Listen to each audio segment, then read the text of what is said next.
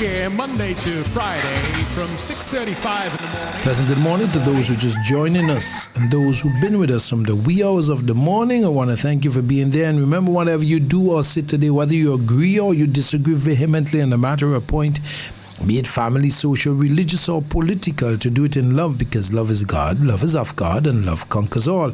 Wanted to have a nice day today, a great day, a most wonderful day. And ladies, keep sugar jealous. Today is Friday, the 17th of January, 2020. It is important to listen to the pronouncement made by the government as this election year they will rack up their campaign. You will hear of glorious things that never happened during the past 5 years, but will suddenly happen. One example is the promotion of the 70-plus police officers that were recently done.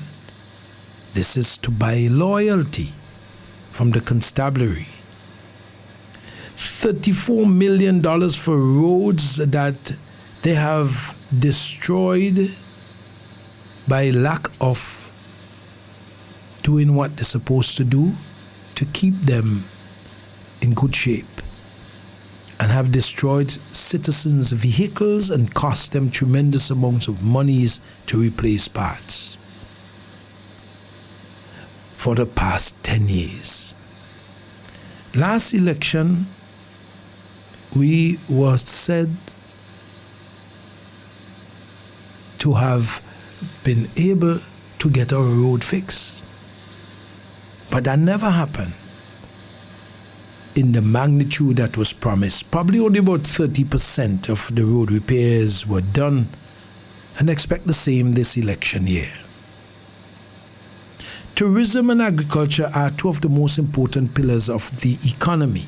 During the NDP's administration, tourism peaked at $300 million per year without the all-important international airport. Without it, they had $300 million generated.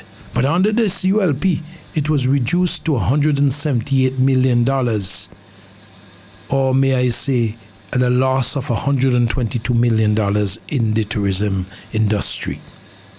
Agriculture was at $250 million.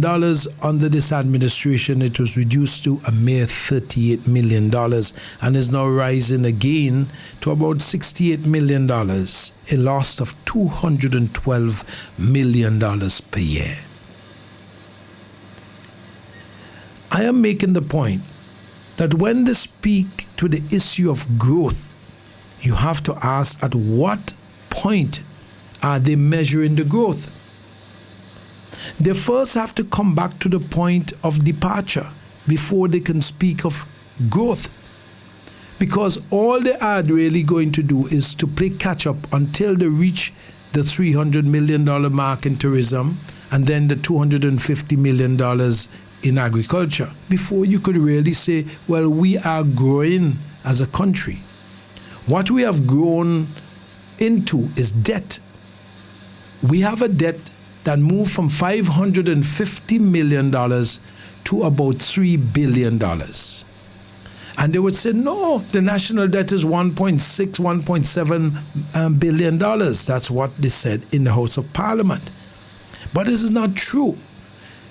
I saw a posting on Facebook, social media, that the Prime Minister said at the convention that the economy grew from $580 million, I stand to correct with the figures, to $2.4 billion. And I said, wow, how that is possible. But what he is setting you up for is to tell you that the national debt actually is $2.4 billion. Well, I beg to differ. I believe it's $3 billion because we have not factored in the petrocary monies. So where are we? We have grown tremendously in debt, but we have reduced our productive capacity by at least 60-something%. So we have to catch up that 60-something% in productivity, and then we could start to talk about real growth.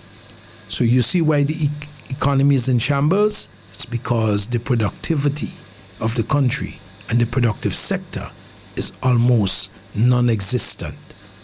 We hope and pray that with the development of the international airport traffic, that we will have a big increase in tourism to catch up to the 300 million and then go beyond that. But I've always said that I believe that the airport economy will not be in effect until 20-25 years of the airport in existence, because it takes a lot of time to develop that kind of industry, the airport economy, and you have to develop the hotel rooms and so forth to go with that. But bear in mind, during the NDP time, it was only the Annisville Airport, and it only cost $11 million a year to run it. We are paying $30 million a year plus to run the international airport. By mere fact, not just the size of the airport, because the prerequisites for running an international airport is far more stringent, and you have to pay a lot more money to be in the international circle. And that makes a big difference. So the cost of carrying the economy, and that is the airport economy, is much different than it was, even with a reduction in traffic. Think about that. Think about that. Think about that. Think about that. Think about that.